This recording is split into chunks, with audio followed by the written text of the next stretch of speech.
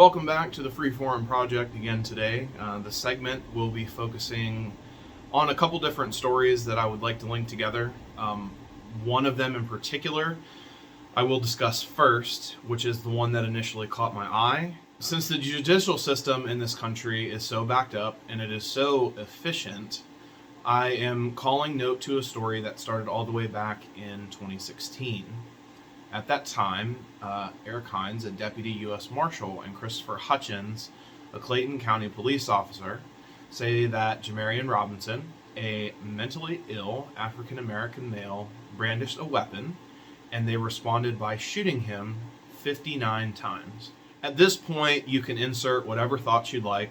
Some will blindly jump to the side of law enforcement, say that they feared for their lives, that if he brandished a weapon, he had it coming, that if he didn't want to be shot, he shouldn't have been where he was, or something along those lines. There will also be others who will jump to the side of the victim, scream racism and systematic corruption, perhaps even touch on how all police are evil and that the victim didn't have a weapon, the gun was planted on him. What needs to be accomplished is that we strive to draw one another to the middle of a debate like this so that we really can overcome these highly polarizing views. Being at one end of the spectrum or the other isn't always the answer. This article wasn't selected solely on the content that I've already given to the viewers. Honestly, it's about what is going to be discussed next. In an article regarding this tragedy, there is a line that I found particularly powerful, and it reads, quote, "Prosecutors have a steep hill to climb in securing a conviction for two officers or even a minor charge that would stick," according to former federal officials and civil rights lawyers. Not long after that, there is a quote that held a certain amount of power as well. Quote, "The courts have created a number of special protections that shield these officers from any sort of accountability," said Patrick Giacomo, an attorney with the Libertarian Institute for Justice, who has argued before the U.S. Supreme Court for more accountability over federal law enforcement. Whether the power of this quote is inspiring or terrifying, the viewers will have to decide for themselves.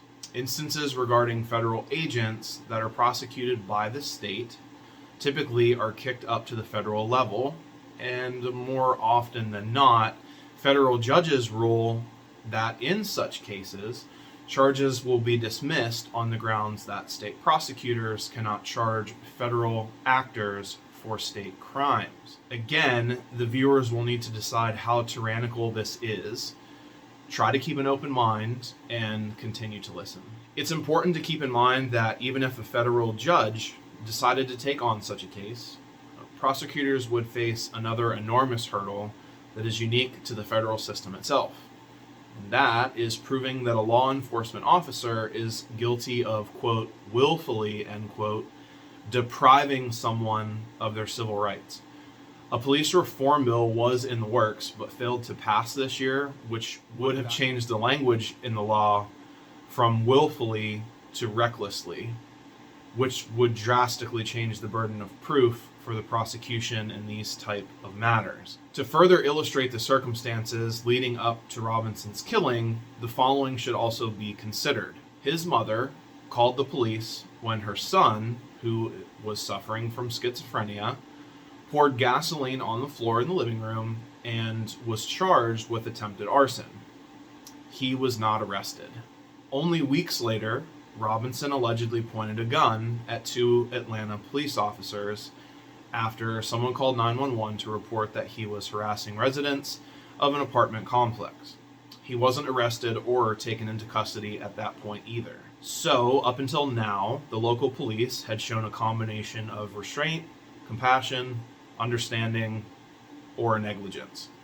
Perhaps some of all of the above. The Atlanta Police Department then contacted the U.S. Marshals Southeast Regional Fugitive Force for help to track down Robinson, who, according to his mother, was off his meds. After storming the property he was in, cell phone video of a neighbor show the officer standing outside the entryway with guns drawn. One yells to, quote, "throw the gun down." Without much warning beyond that, he was executed in a hail of gunfire. A medical examiner's report documented 76 gunshot wounds, but did not specify how many were exit wounds.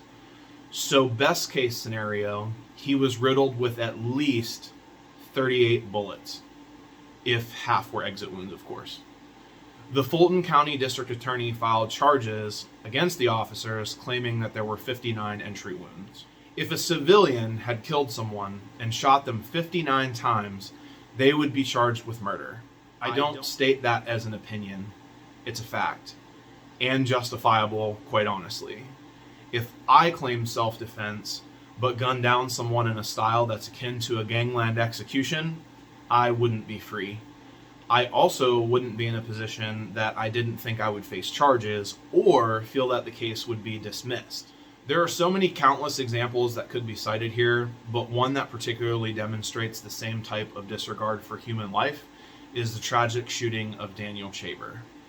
This was another instance from 2016 where an officer executed an unarmed man. While Shaver is on the ground, unarmed, hands and face in the ground, the officer tells him if he makes a mistake following the commands he is given, there is a, quote, very severe possibility that you are both going to get shot, end quote. After that statement, he gives him specifics, like cross your left foot over your right foot, as if that matters. If you move, quote, we will consider that a threat, end quote. A drunk young male lying flat on the floor, legs crossed, hands behind his head, fingers interlaced, quote, you are to keep your legs crossed and move into a kneeling position, end quote.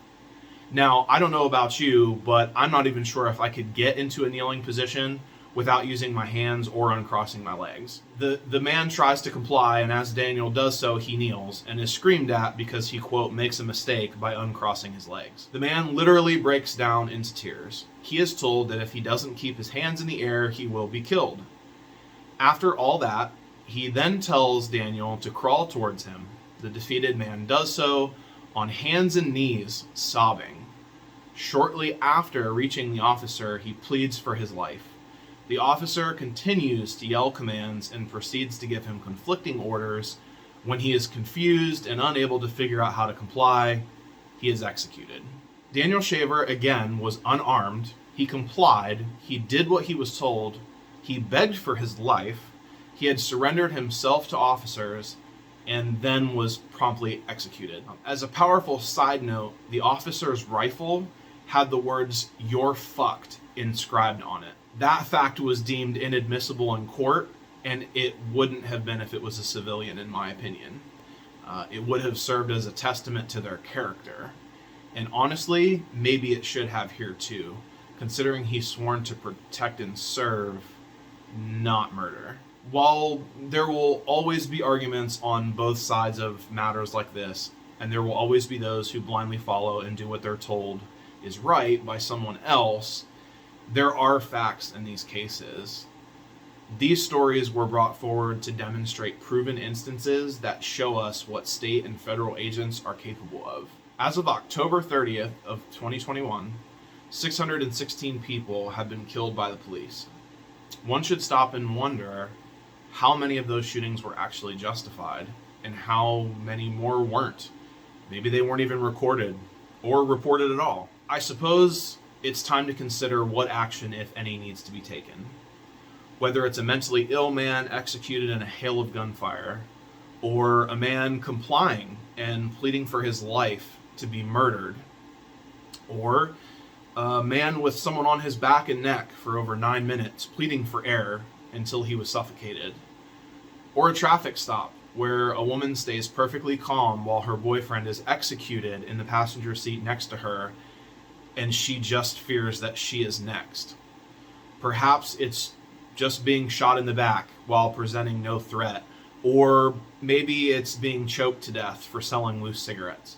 We are allowing this to happen in our streets, and we are allowing these officers, in most cases, to get away with it because we claim that it's justified in court. Sometimes they are federal officers and can't be tried by the state, so there's no penalty. Other times it's because a video of the execution isn't considered admissible, or maybe because the murder itself can't be proved with what the court calls intent or premeditation. The facts are before you, and are now up for your consideration. Is this the time for some sort of systematic reform? I'll leave it up to you. So let's begin. Think freely, discuss openly.